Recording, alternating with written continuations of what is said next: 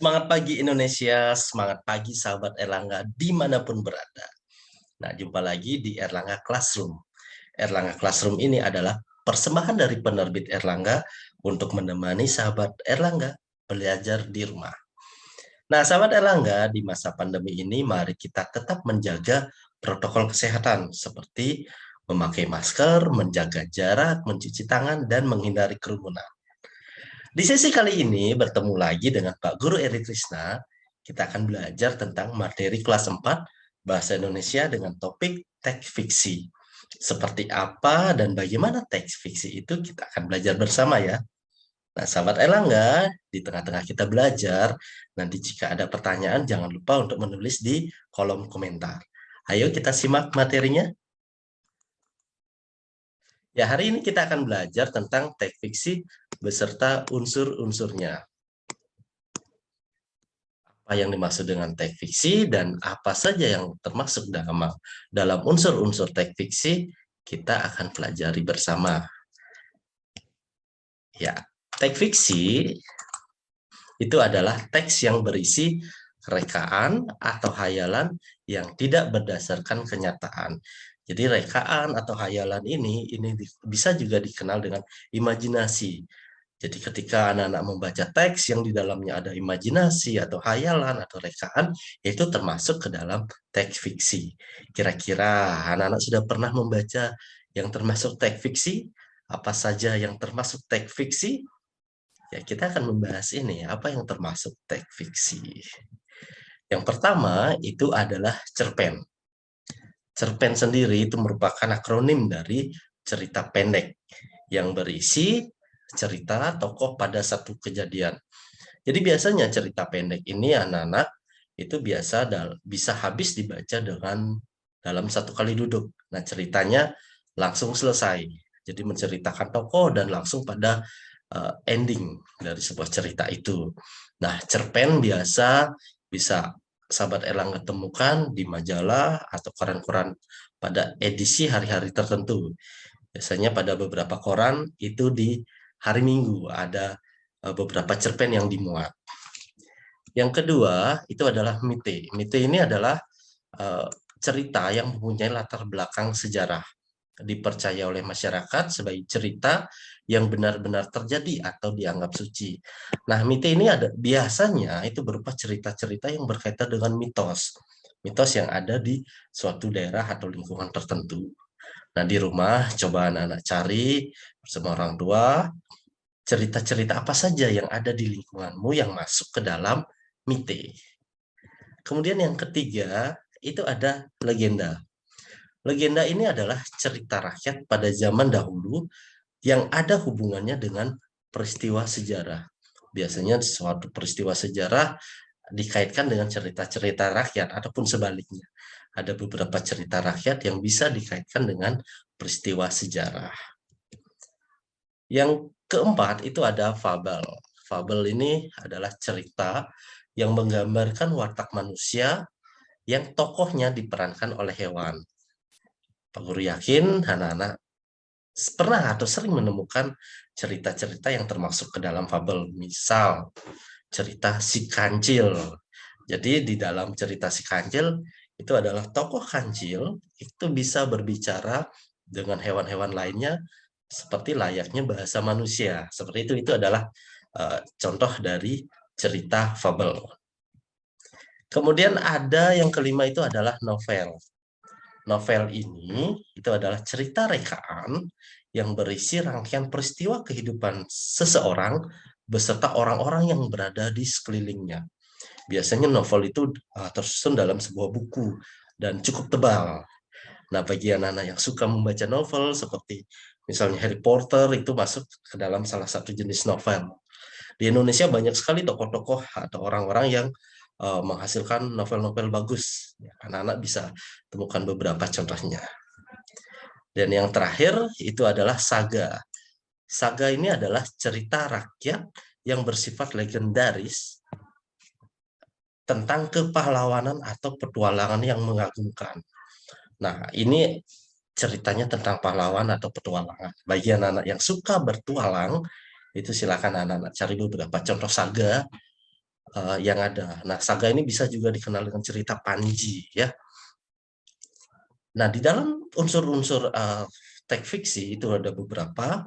Jadi sebuah teks itu memiliki unsur.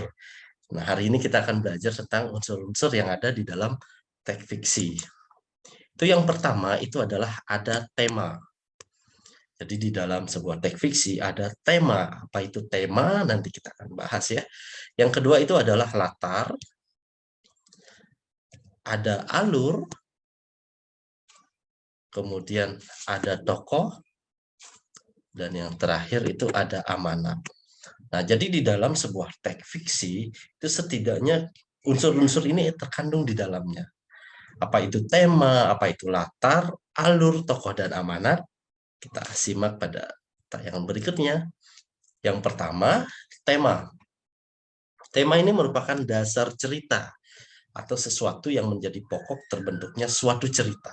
Jadi tema ini adalah dasarnya atau pokok dari hal yang membentuk suatu cerita. Kemudian ada alur.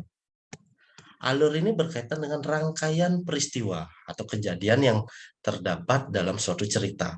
Nah, alur biasanya itu terdiri dari alur maju, alur mundur, atau gabungan. Jadi alur maju, contoh sederhananya adalah menceritakan tentang seorang tokoh hari ini, besok, 2 hari lagi, hingga seterusnya. Jadi ceritanya ke depan. Kemudian kalau alur mundur, dia bercerita tentang kisah masa lalu. Misalnya seorang tokoh hari ini bercerita bagaimana kejadian yang dialaminya beberapa hari lalu, seperti itu. Itu adalah alur. Kalau alur gabungan itu adalah menggabungkan antara alur maju dan alur mundur. Ada namanya latar. Latar ini menjelaskan tentang keadaan suatu cerita. Nah, latar dalam teks fiksi dibagi menjadi 3. Itu ada latar tempat, latar waktu, dan latar suasana.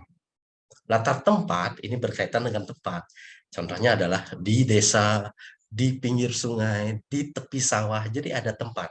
Itu adalah latar tempat. Bagaimana dengan latar waktu? Ya, latar waktu berkaitan dengan waktu. Misalnya pada pagi hari, pada siang hari, pada malam hari. Nah, seperti itu. Pada pukul 5 pagi, seperti itu, ya. Itu adalah latar waktu. Dan yang ketiga itu adalah latar suasana. Latar suasana ini berkaitan dengan situasi yang disajikan. Misalnya ketika pada saat hujan turun, nah seperti itu berarti situasinya adalah hujan. Nah, angin berhembus kencang, nah itu adalah latar suasana dari sebuah cerita. Dan yang keempat itu adalah tokoh. Tokoh ini adalah pelaku atau sesuatu yang mengalami peristiwa di dalam suatu cerita. Nah, kalau dia fabel, berarti tokoh-tokohnya adalah tokoh hewan. Yang terakhir itu adalah amanat. Amanat ini adalah pesan yang terkandung di dalam sebuah cerita. Jadi ketika anak-anak membaca cerita, anak-anak itu harus menemukan atau dapat menemukan amanat apa yang terkandung di dalam cerita itu. Sehingga amanat itu dapat menjadi hal bagi kita untuk kita pelajari atau lakukan ataupun kita tidak boleh lakukan. Kemudian amanat dan watak tokoh di dalam teks fiksi. Nah, amanat itu merupakan pesan yang terkandung dalam suatu cerita. Bagaimana cara kita menemukan amanat dalam sebuah cerita? Jadi yang harus sahabat relawan lakukan itu adalah membaca keseluruhan teks. Jadi teks itu harus dibaca secara utuh, sehingga kita, anak-anak, bisa menemukan amanat yang terkandung di dalamnya. Selain amanat, di dalam teks fiksi, itu ada tokoh-tokoh yang berperan di dalamnya. Tokoh-tokoh ini memiliki watak yang berbeda-beda. Nah, dikategorikan watak itu menjadi 2, yaitu ada watak positif dan ada watak negatif. Apa saja contoh watak positif? Ya, watak positif diantaranya penyayang, rendah hati, suka menolong, dan jujur. Itu adalah beberapa contoh watak positif. Sementara watak negatif adalah kebalikannya. Jadi kebalikannya seperti sombong, kikir, dan pembohong.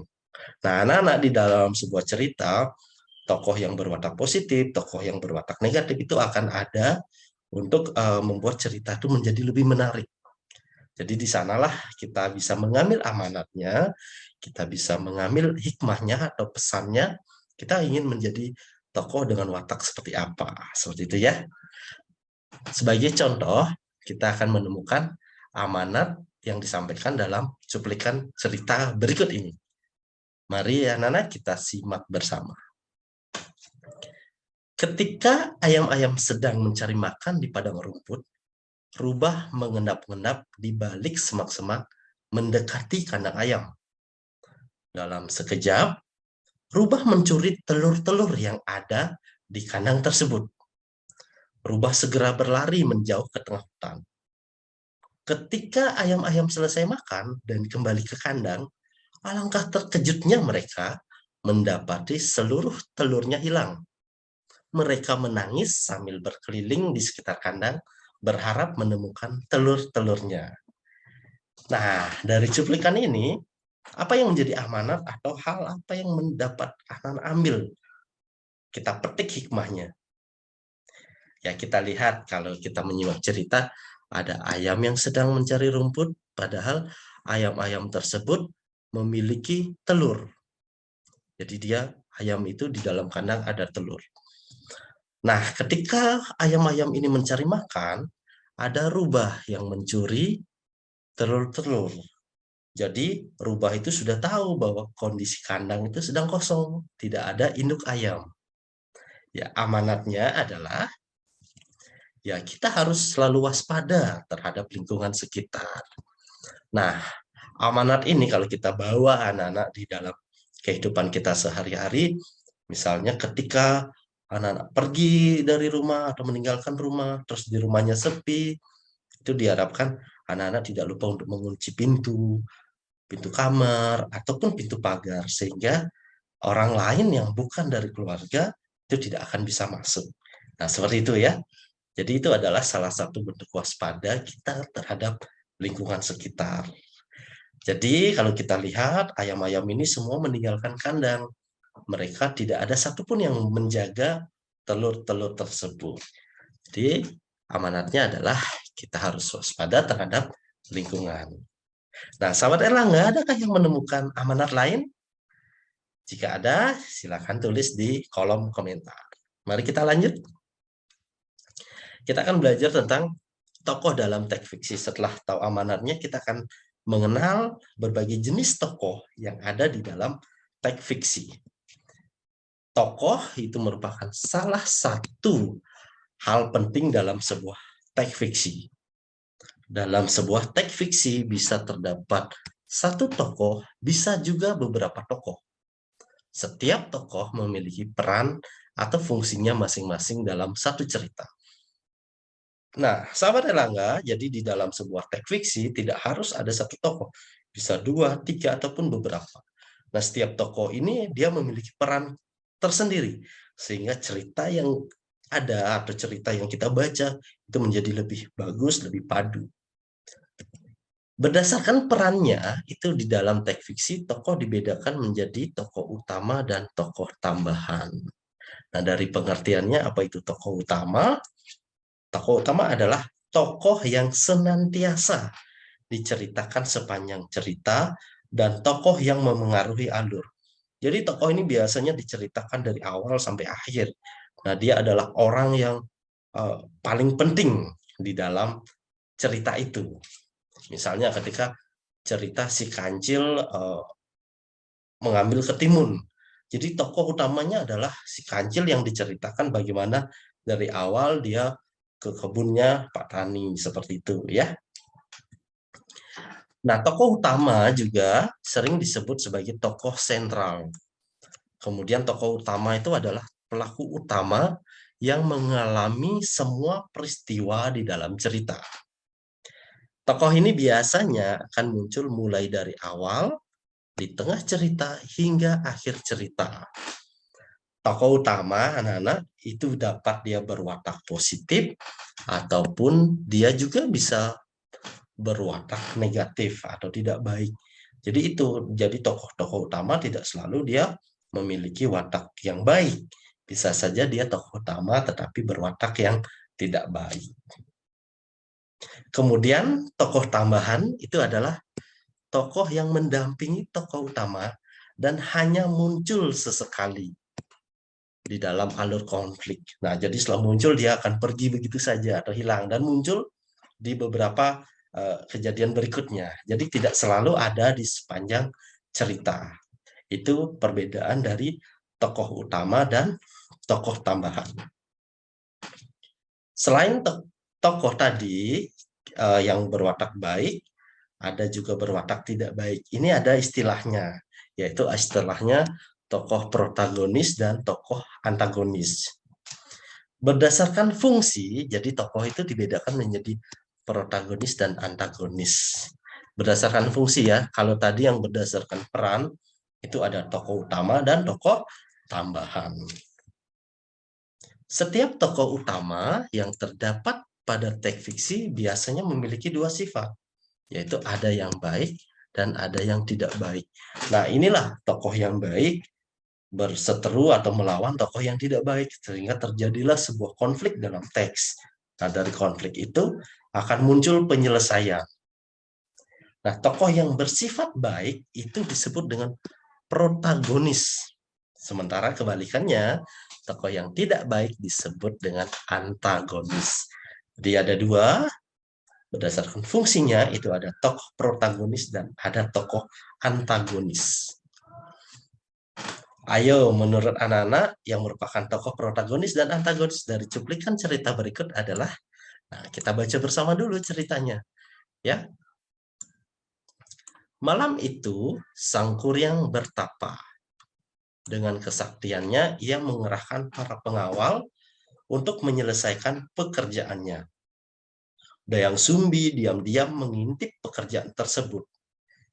Begitu pekerjaan itu hampir selesai, Dayang Sumbi memerintahkan pasukannya untuk menggelar kain sutra merah di sebelah timur kota. Ketika menyaksikan warna memerah di timur kota, Sang Kuryang mengira bahwa hari sudah menjelang pagi. Ia pun menghentikan pekerjaannya. Ia sangat marah karena tidak dapat memenuhi syarat yang diminta Dayang Sumbi. Dengan kesaktiannya, Sang Kuryang menjebol bendungan yang telah dibuatnya. Terjadilah banjir besar yang melanda seluruh kota. Ia pun menendang sampan besar yang dibuatnya. Sampan itu melayang dan jatuh menjadi sebuah gunung yang diberi nama Tangkuban Perahu. Nah, kalau dari ceritanya, ini adalah cerita bagaimana terjadinya Gunung Tangkuban Perahu. Nah, anak-anak, dari cerita tersebut kita menemukan bahwa tokoh protagonisnya itu adalah Dayang Sumbi. Kemudian tokoh antagonisnya adalah Sang Kuryang. Nah, kalau anak-anak cermati bagaimana keseluruhan cerita, anak-anak akan menemukan siapa si Sang Kuryang dan siapa Dayang Sumbi. Nah, antagonis Sang Kuryang ini kita bisa lihat dari dia sangat marah. Kemudian dia menjebol. Bendungan itu adalah watak-watak atau perbuatan yang sifat pemarah, dengki, itu adalah salah satu watak yang tidak baik seperti itu ya. Itu adalah tokoh protagonis adalah Dayang Sumbi dan tokoh antagonis adalah Sang Kuryang. Nah, silakan anak-anak cari lagi berbagi cerita yang berkaitan dengan peristiwa sejarah atau peristiwa terjadinya sebuah tempat. Misalnya di sini adalah terjadinya Gunung Tangkuban Perahu. Selain itu, kita harus bisa menemukan unsur-unsur teks fiksi yang lain ya. Ayo ingat kembali beberapa unsur teks fiksi, di mana ada amanat, ada alur, ada latar, ada tema, dan tidak kalah penting itu adalah tokoh. Tokoh ada yang berperan sebagai protagonis, antagonis, dan tokoh tambahan. Ketiganya dapat dibedakan dari kemunculannya pada alur dan konflik dalam cerita. Nah, anak-anak, amanat itu adalah pesan, alur itu adalah rangkaian kejadian, latar itu adalah tentang ada latar tempat, ada latar waktu, ataupun latar suasana.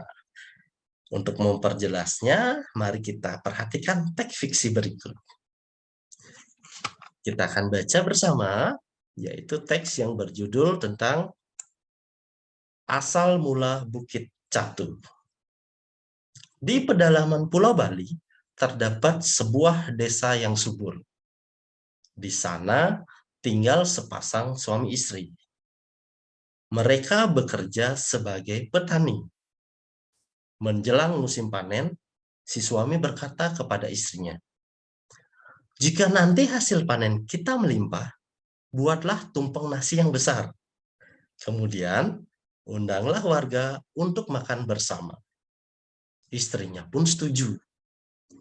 Kedua suami istri itu pun berharap panen mereka melimpah. Tak lama kemudian, harapan mereka terkabul. Si istri menyiapkan tumpeng nasi dan mengundang seluruh penduduk desa untuk makan bersama. Beberapa hari kemudian, si suami pergi ke sawah.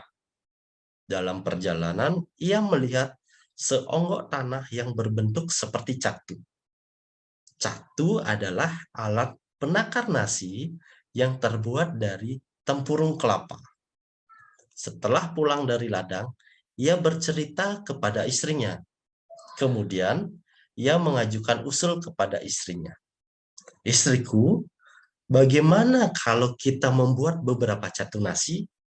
Siapa tahu kalau kita membuatnya, hasil panen kita akan semakin melimpah." Sejak saat itu, si istri rajin membuat catu nasi. Setiap catu nasi yang dibuatnya, ia niatkan untuk menambah hasil panennya. Namun, ada keanehan yang terjadi. Setiap pergi ke sawah, onggokan tanah yang ia temukan sebelumnya semakin membesar. Rupanya, setiap si istri membuat catu nasi, saat itu pula onggokan tanah membesar. Sepasang suami istri itu pun tak menyadarinya. Bahkan, si istri membuat catu nasi yang lebih besar setiap harinya. Lama-kelamaan, onggokan tanah itu berubah menjadi sebuah bukit. Setelah si petani dan istrinya berhenti membuat catu nasi, onggokan tanah itu pun berhenti membesar. Sejak saat itu, onggokan tanah itu disebut dengan Bukit Catu. Nah, anak-anak, itu adalah sebuah cerita. Mari kita temukan unsur-unsur yang ada di dalamnya, yaitu ada tema, ada amanat, ada alur, ada tokoh. Ya, jadi kita temukan dan juga ada latar. Nah, silakan anak-anak cermati kembali ceritanya, kemudian mari kita simak atau kerjakan bersama-sama dan temukan unsur-unsur yang ada di dalam cerita asal mula Bukit Catu.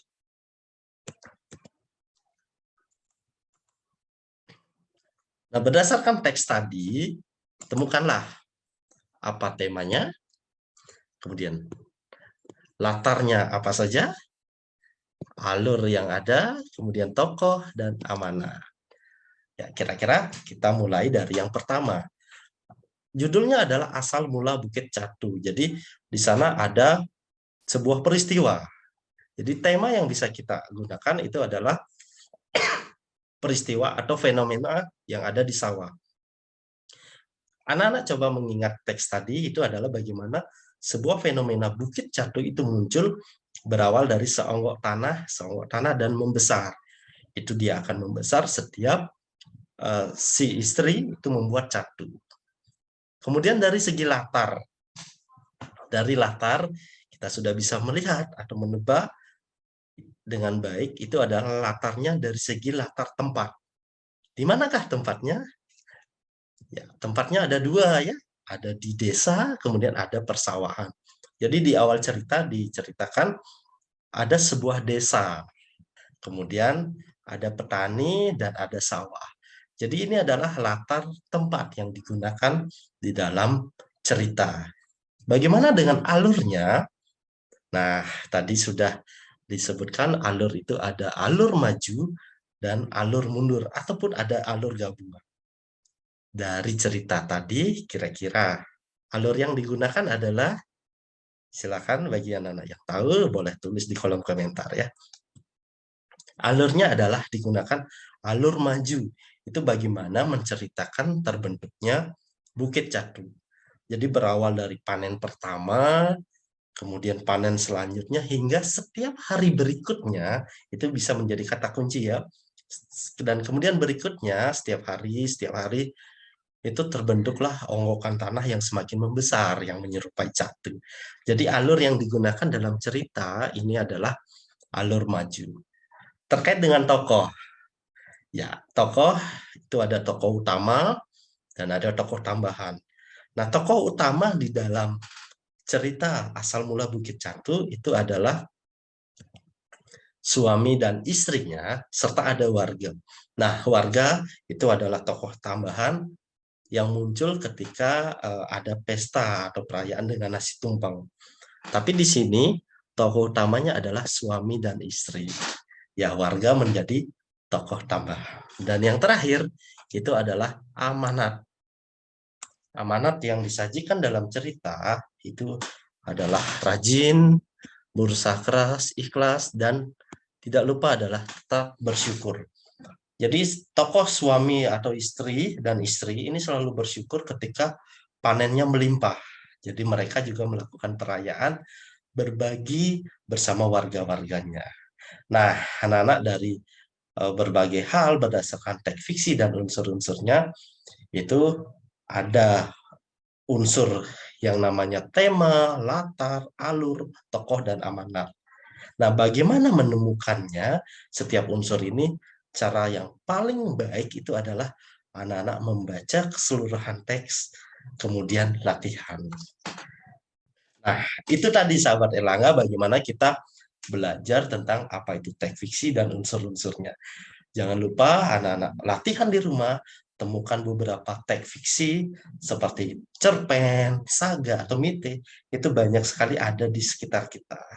Nah, kalau anak-anak mau, anak-anak bisa mencari di beberapa majalah anak-anak, kemudian atau di koran-koran pada edisi tertentu. Biasanya itu ada di hari Minggu. Di sana banyak sekali ada cerpen-cerpen yang termuat. Di sana anak-anak bisa temukan cerpen, kemudian membaca, dan jangan lupa temukan tokoh, amanat, latar, alur yang digunakan di dalam cerita itu. Nah, demikian dulu berkaitan dengan teks fiksi dan unsur-unsurnya. Jangan lupa untuk tetap ikuti YouTube Erlimi dan tetap saksikan di Erlangga Classroom pada jam dan hari yang sama. Sampai jumpa.